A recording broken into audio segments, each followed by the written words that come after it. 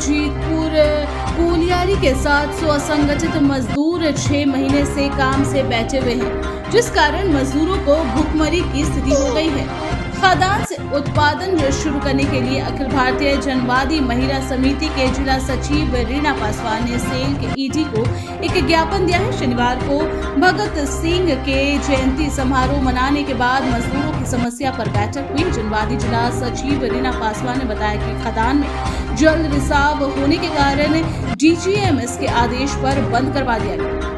Barrier का कोयला को अपना प्रमोशन की आड़ में निकाल दिया गया है, जिस कारण खदान बंद है। आरोप लगाते हुए रीना पासवान ने कहा कि जीतपुर कोलियारी के दक्षिण दिशा में गलत तरीके से कोयला को काट दिया गया और पानी का रिसाव हुआ था। आज उसी कारण खदान में बंदी है और असंगठित मजदूर बेरोजगार हो गए हैं। रीना पासवान ने बताया कि जीतपुर भूमिगत खदान में उच्च गुणवत्ता का कोयले का भंडार कोयला निकालने के लिए राकेश एंटरप्राइजेस को मिला था।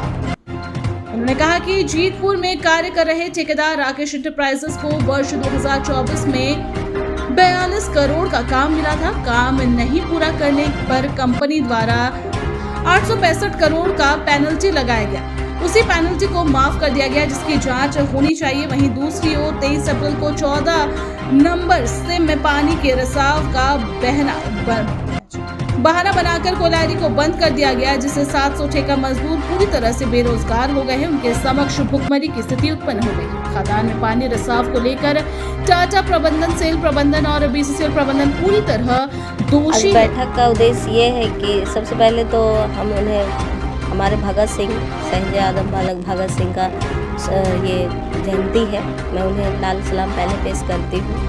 और हमारा मुद्दा ये है कि 700 वर्कर जो हमारा सेल कंपनी जीतपुर 700 वर्कर अभी हमारा बैठा हुआ है, बेरोजगार है, जिसके बच्चे वो उसके परिवार भूखा तरस रहा है, खाने के लिए उसके पास कुछ भी नहीं है। तो हमारा सवाल ये है कि सेल कंपनी को चालू किया जाए और जितने भी यहाँ पे चोर चुहाड़ लोग बैठे हुए हैं ऊपर में, उनको कड़ी से कड़ी सज़ा दी जाए।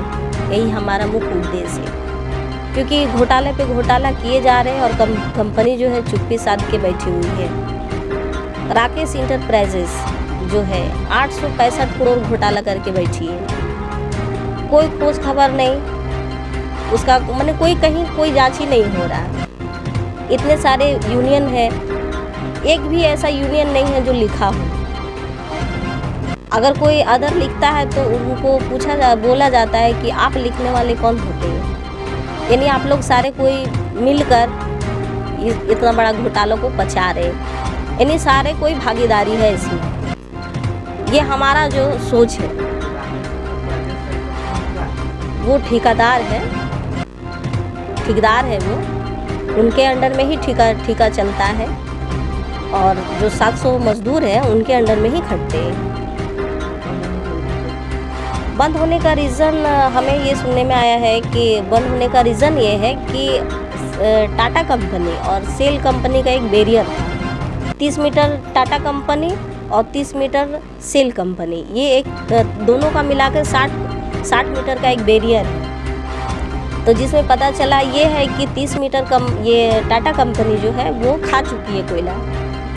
तो जब 30 मीटर कोयला खा चुकी है तो हर 3 महीने पे सर्वे का जांच होता है, जिसके लिए कंपनी अपना स्पेशल रखा गया है वर्कर को।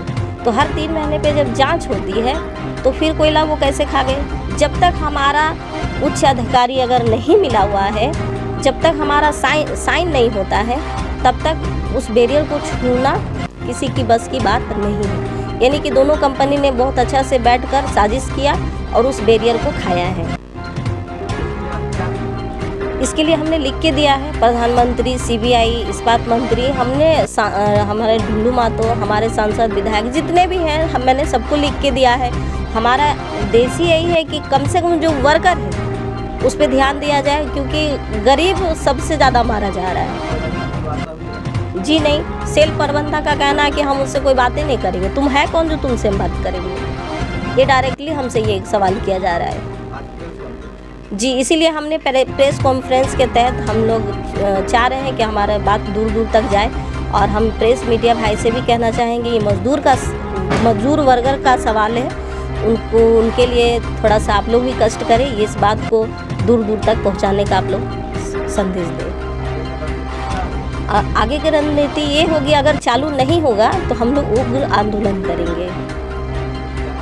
हमारा नाम रीना पासवान है, हम जनवादी महिला समिति की जिला सचिव हूँ।